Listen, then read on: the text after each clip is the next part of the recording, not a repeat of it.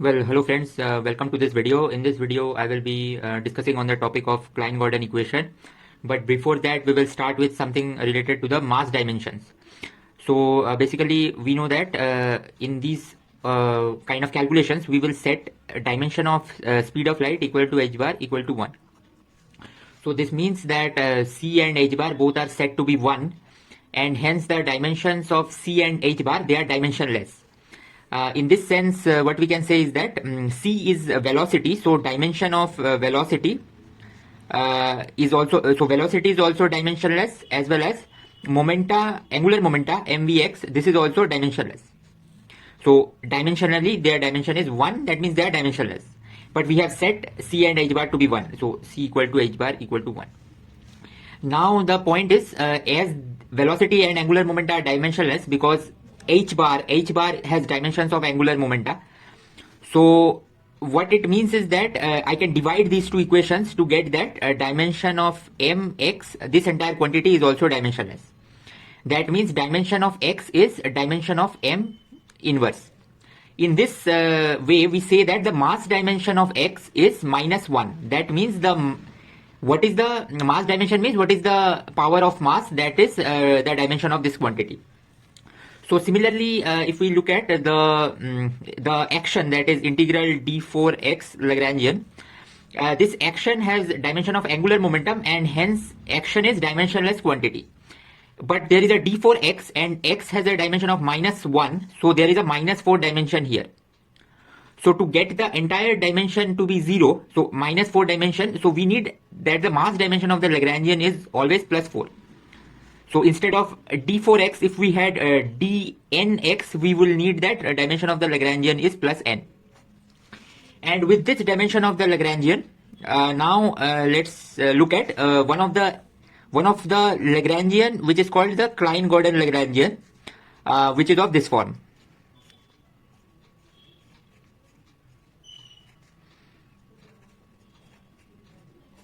So here phi is a field, and this is the entire Lagrangian. Now let's look at, so the dimension of the Lagrangian is 4. So that means here you have del over del x, and as the x is in denominator, we are already getting a +2 from these two derivatives. So this means that the dimension of phi needs to be dimension of phi, or the mass dimension of phi, not the dimension, the mass dimension of phi needs to be 1, so that the dimension of the Lagrangian is 4. And from in this second part, the dimension of Lagrangian should also be 4. That means dimension of m is also +1, and this means this m is a mass term. So now let's, with these with this formalism of dimension, mass dimension, let's look at the equation of motion corresponding to this Lagrangian.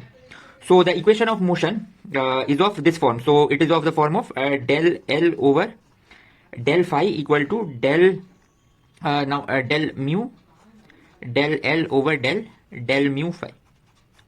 So this is the form of equation of motion. And now let's see, del L over del phi, del L over del phi, del L over del phi is equal to so del L over del phi is equal to here, let's check, so it is square, so it is minus m square phi.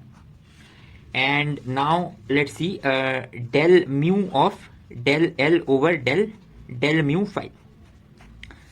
So del mu of del L over del mu phi, we will use, so we will differentiate first this with respect to del mu phi, keeping this constant, and then differentiate this keeping this constant. So this will give us del mu of let's see, so we will keep this as constant, so it will give us half del alpha phi, and derivative will give us a Kronecker delta, so that is alpha and mu, plus half.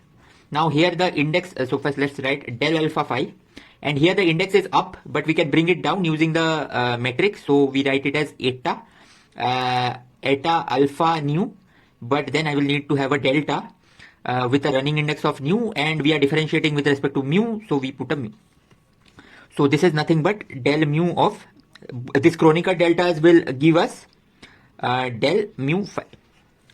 So with this part here and with this part here, we see that the total the total equation of motion, that is this part here, it becomes del mu phi equal to minus m square phi, or del mu plus m square phi is equal to 0.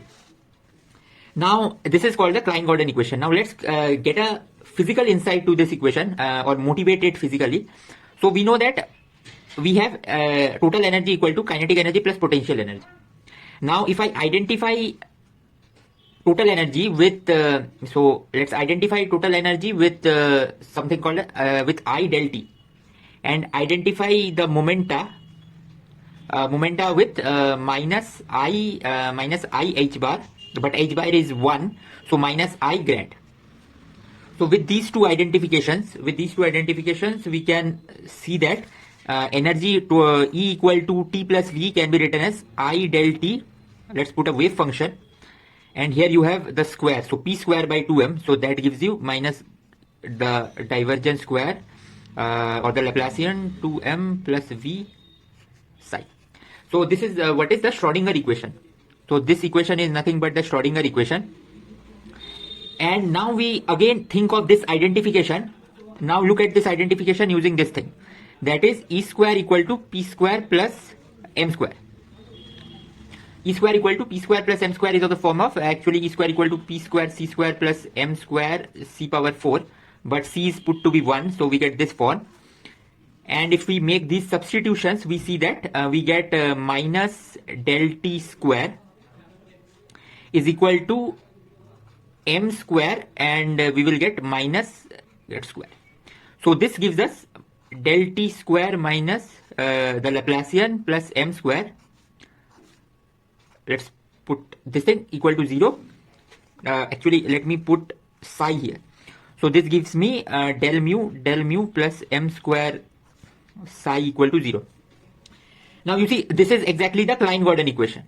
But now this is the Klein-Gordon equation because you see y from here to here, del mu is equal to del 0 plus del 1 plus like this. But if I can write it as del 0 square minus del 1 square minus del 2 square, like this, because this index can be brought down using the Minkowski metric, that is of the form of plus 1 minus 1 minus 1 minus 1.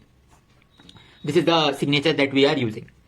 So with this thing, we see that we can motivate the Klein-Gordon equation as the relativistic formalism of the Schrodinger equation. But you see here, the way we have written this Klein-Gordon equation, here this psi is a wave function. In Schrodinger equation, the psi is a wave function corresponding to a particle. But in this case, where we have derived the Klein-Gordon equation from the Lagrangian, Klein-Gordon Lagrangian, this phi has nothing to do with any quantum mechanics. This phi is a completely classical field.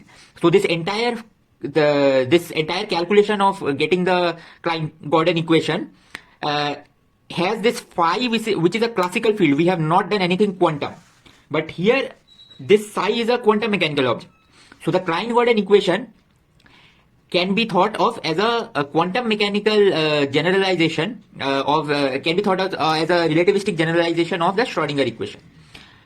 But the way we are using it, it is simply a equation that we have achieved from the Lagrangian of the Klein-Gordon. So that's all for this video.